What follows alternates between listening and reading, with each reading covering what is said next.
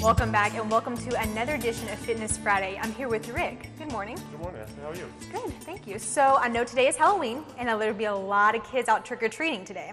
Can you give us some tips on all this sugar? Yeah, I'm not trying to be the trick-or-treat Grinch here. I like candy as much as the next person, but with over 30% of our children and teenagers either being classified as overweight or obese, I want today to give a few tips to kind of help cut back on this extra sugar content for our parents. So the average trick-or-treat bucket right here is about 5,000 calories and contains 4 cups of added sugar. That's a lot of sugar. Yes, it is. And as we talked before, dangers of sugar include obviously obesity, diabetes, nutrient deficiencies because they're eating all of this and they're too full to kind of get all the good foods that they should. And plus, sugar's been found to be very addictive.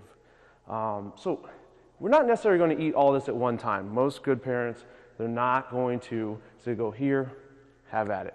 But just to kind of put it in comparison, over here I got just 4 teaspoons of sugar. The American Heart Association recommends, depending on the age, no more than 4 to 8 teaspoons of extra sugar in the diet per day. So that's 4 teaspoons.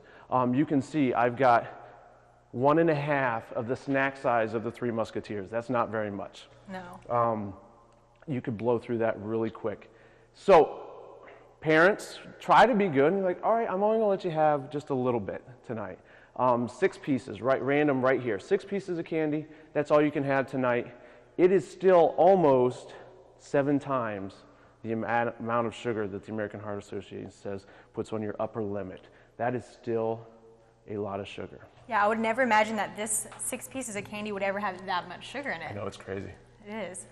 So, like I said, I'm not the Grinch, right? And one night of candy is not necessarily going to make your child unhealthy, but with them already being bombarded by pop and extra sugar in everyday life, trick-or-treat is not necessarily a treat anymore. It's become more of a common thing, and now you've added up this huge like sugar bomb on one day. So what are some tips that you could give the public on this? I'm glad you got it. What I like to tell people is make it fun. Make it more about dressing up, having games, bobbing for apples, having little Halloween parties. Go out, trick or treat, but set limits. Smaller bags, smaller time frames. Don't let them just stay out there for 4 hours. When you come back, good idea is have your children pull out 10 of their favorite pieces of candy, right? And then over the next 10 days, they can have 1 piece. You're still within the American Heart Association's recommendation. What do you do with the rest of that candy?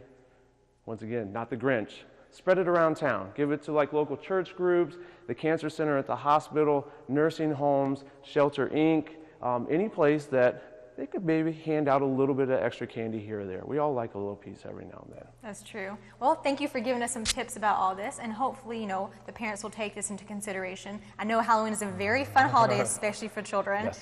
But there needs to be limits, like you said, because this is a lot of sugar to consume, even in a couple days. Gives me a stomachache just thinking about it. Absolutely, I couldn't imagine. So thank you, Rick. Thanks, Sassy.